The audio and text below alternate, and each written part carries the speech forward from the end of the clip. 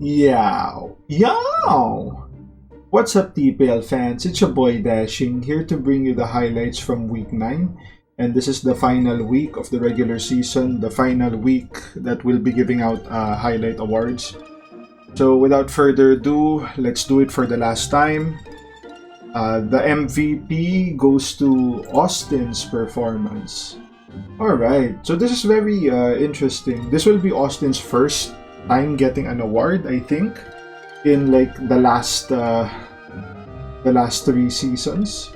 So congrats to Austin. Let's check out the game, see how it went. So I think he's facing Sebastian here. Goes for triple axel on the Lando. Unfortunately, only gets one hit. Some huge hacks on for Austin. Goes for another one. That's actually weird to me that he went for another one, revealing that the Weavile is probably a choice set, maybe banned, because I don't think the first hit of triple axel would do that much. But yeah. Goes for Scarlet on the Arceus, hoping for a burn, no burn. Sableye comes in. Arceus goes for a sub. Gets on guard. Goes for a sub again. Has to switch out. Palusan comes in. That was good prep on Austin's part. And probably you could say that's bad prep for Sebastian. Because Austin has been bringing like Sableye every week. And the fact that you're bringing sub to Amon with Encore is just very it shows poor team building, if anything. Manages to put the Mawile to sleep, get good damage on it. Skarm comes in, Brave Bird on the what do you call this? Mega Altaria. Goes for Roost, goes for Return. Does decent damage, can kill the Palusan right now. But switches back to Skarmory. Goes for Return, that's fine. Revealed to be Helmet. Can just roost up. So apparently the Skarm doesn't have Toxic here, he's just spamming Brave Bird. So the fact that he's not setting hazards to it, I don't know what this Skarm is doing. The set looks really bad. Is he like banded or no just mono attacking Brave Bird? He goes for a Max Hail there, trying to get the Altaria. Sableye can just heal up, goes for Max Darkness. Does decent damage. I think if you had like a ghost move, that would have been best. At least that would force like defense drops, and it would be easier to like wall break if that's the case. But you know, I think if there's something to take away from this game, it's that Sebastian's building has been pretty mediocre, I would say. And Austin actually built a really good team with a solid plan to wear down Sebastian's team. So it's just stalling out the max turns as well as the Shark with Life Orb Recoil, Recover. Finally gets a defense drop, but continues to spam Recover. He doesn't really need to do anything else, especially now that the defense has been dropped. He needs to try to keep Melodic as healthy as possible, basically. Weavile comes in. Is this just gonna go for a knock? Yep. Knocks off the Flamor, goes for a Scald. Gonna bring out Arceus here on the Sableye, revealing that he has nothing. I think that's very clear. The Arceus is just like a mono attacking Arceus, so you know it's so bad. Like if you're gonna be mono Judgment versus like a Steel type as well as a Ghost type, then it doesn't get poorer than that, basically. So rocking the trademark Life Orb, you know, the Team N Life Orb for life, right? Altaria is just gonna be able to close up the game here, return, and then Flamethrower for the Skarm. Yep. Goes for Roost. Yeah, I think if that is something to be said, right? I think there was a turn there where Sableye was just like 6%. Same with the melodic, I guess. So if he did have rocks or a spike setup, um, he could really just chip those. I mean, the Altaria could have defog, but turns can get complicated that way. But if anything, there was a lack of effort from Sebastian this game. This was definitely a big upset. Big upset. So, congrats to Austin for that. Very well played. And, yeah, very much deserved. So, our tech of the week is gonna go to Alex's performance. Let's check out the game and see how that went. Alright, so they lead Lycan on the Empoleon. This was very interesting to me, knowing that Alex leads Lycan Rock almost like every week. And for you to lead Empoleon just means that, I don't know if he was expecting he was supposed to be Sash, if it was like a misgen. But definitely you should have just switched out to Pex. I think it was eminent that the goons weren't really trying at this point of the season. They kind of wanted to just get out. But yeah, the Flygon takes out the Lycan.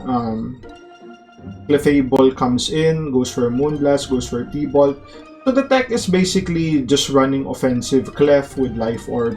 It's something I personally used on the ladder, like the rare times I go on the ladder. Pharaoh comes in, takes a fuck ton from Flamethrower. I'm not sure if that was, what do you call that? A roll to kill or what, but he gets the roll to survive. Flamethrower on the Pex. Moonblast is free, but I think Moonblast was very free there. The Pex was obviously gonna fall to the T-Bolt, so he didn't really lose much by it, but in my opinion, that turn where he should have just Moonblast on the predicted switch,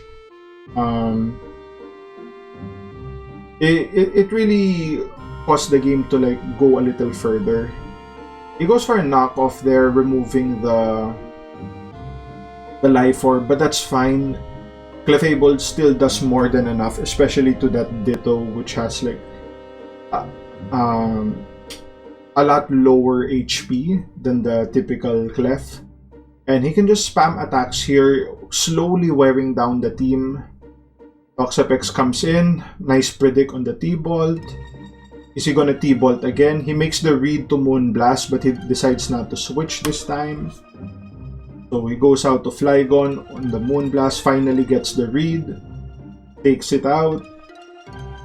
Tyrantron comes in, huge throw. That was a huge throw.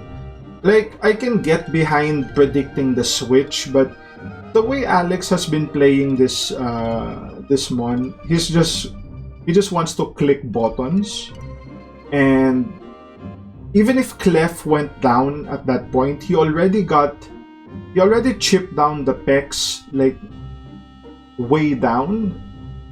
Pharaoh is basically dead. Ditto is half-life, right? So the most he could have done there was just switch out to Vileplume and just absorb the T-Spikes and save the Clef. But I think your play was 100% to go for Max there and then take it out with a Max Knockout. But yeah, goes for a Moonblast, takes out the Clef, that's fine. Vileplume can come in, absorb the T-Spikes. It's not really gonna do much to the Pex unless it has some tech here we don't know about. Maybe it gets Psychic, but I'm not sure about that. Goes for Leech Seed, so whatever's gonna come in will be able to get some free setup on the Pex. Goes for a knockoff, removing Black Sludge. Able to chip down the Pex more with the Infestation plus, what do you call that? Leech Seed. Goes for a Scald. Fortunately, no Scald burns. He goes to Pharaoh here to sack it off on the Psychic Fangs. Ditto comes in. So interestingly enough, he did play that played it that way. He didn't. I guess he really it didn't really matter in the end. But if you notice, he didn't mega when the Ditto came in or before it came in. So the Ditto was stuck in the regular form, which does a lot less damage. Kevs comes in. It's gonna fall to the Psychic Fangs, and Alex is gonna take this 4-0. A very straightforward game. To be honest, I think a lot of the games here in the last week was pretty much straightforward. We only had like 5 games this week, so you know, for my perspective, it was kind of easy to make this this list just because, you know, I just needed to watch 5 and pick 3 out of them. So but hopefully in the future seasons we do have better players that, you know, take the league a little more seriously. It was kind of embarrassing, I would say, to have, you know, so many players not playing their games. It's like, why did you even join, right? But anyway, we go to our match of the week, and that's gonna be CC, the Queen of Beasts, versus Lord Aucan. So let's check out the game, see how that went. Leads Vanillux, very expected. I would probably have led the Melmetal since, you know, CC always leads this. So maybe a poor prediction on Aucan's part, but I get it. He wanted to set rocks from turn 1. Switches out to the Blastoise, goes for a Wish. Does he have like some tech like Yawn or something? I think Wiggly does get Yawn, if I'm not mistaken. But he goes for T-Wave instead. That's pretty good. Pretty good. I'm not sure if Serp gets Aromatherapy or something like that, but he decides to Smash again. So he's basically at +1 speed right now, but does a fuck ton of damage. He goes for a Clear Smog there. Pretty nice tech, I would say. Pretty nice. He gets parried here on the recover. Very good for Aucan there. Goes for another Smash, wanting to boost up.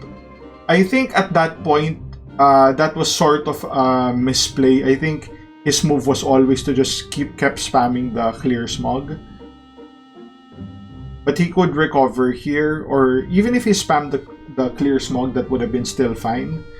Knowing the Blastoise is gonna come in less than 50 due to the rocks. Goes Frisk, reveals Slight Clay. Goes for Blizzard, does decent damage, goes for a Wish.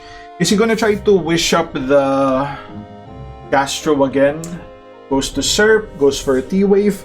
Aucan is actually playing this matchup really well. Really well. Switches out to Melmetal, gets parried. Unfortunate hacks for CC there. Goes Hill Valley Ground. Is this gonna take a Bash? Bash. Does meh damage. I think if there is something to criticize about Aucan here, is his lack of prep for Veil. You could say that maybe 2 or 3 months of CC should have fainted already because but because of the Veil, they're still alive. So he should have had more tech for the Veil. Like, at least bring what do you call that move? Brick Break on the Mosa. Or if he had other mons with that capability, that could have worked as well. Actually, he could have even just brought like a Spidef Moltres and spam, like, you know, Defog and Mystical Fire on the possible Blastoise, because Blastoise cannot break Moltres if it's spamming like Mystical Fire. It's not gonna happen. He goes for a Max here, goes for a Max Quake, does good damage to the Melmetal. Melmetal goes for Bash, does decent damage. Again, I think this is like the trouble with the matchup itself, is that because of the Veil, she's able to get so much out of it. Mosa comes in, goes for a U-turn. So this could be... It's probably a Scarf Mosa, if that's the case. I don't really remember how Moltres got paralyzed there. Maybe it got glared or something. But yeah, he goes for a Defog, removes the Veil. I mean, it didn't really matter. The Veil was already done at that point. Switches back to Silvally. I'm not sure what the play there was. I guess she wanted to guarantee that the Moltres couldn't kill her with Flamethrower. Yeah, goes for a Veil, goes Flamethrower. Not gonna kill. He should just defog here. Goes for a Water Pulse. Goes for a defog. Yep. Goes for Veil. Goes for Roost.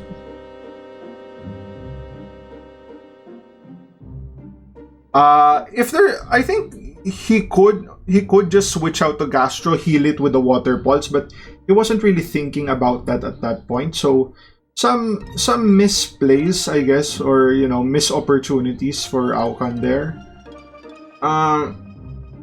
Who's this? Who's inside? The Lucario. Lucario goes for an SD, goes close combat, takes out the Gastro. Flapple comes in, no Sucker Punch. Okay, Sash, alright, I like it. Dual Wing Beat. I mean, really, is there no other move you could have done? Even Defog would have been better, but no CC. I mean, I guess it got outsped by Bullet Punch, so it didn't matter. So yeah, amazing plays from both for the most part. This was definitely the best match of the game by a long shot, at least in terms of competition. The other games were pretty one-sided, but yeah. So congrats to CC getting Game of the Week. Same as Aucan, had he not played as well, we may have given it to someone else. So yeah, and congrats to everyone throughout the season who's gotten all these awards, and everyone who's made playoffs. Good luck on your TPL run. And that's gonna be it for me. I'll see you guys maybe next season, but probably not. Let's be honest. Alright. See you on the next one. Cheers.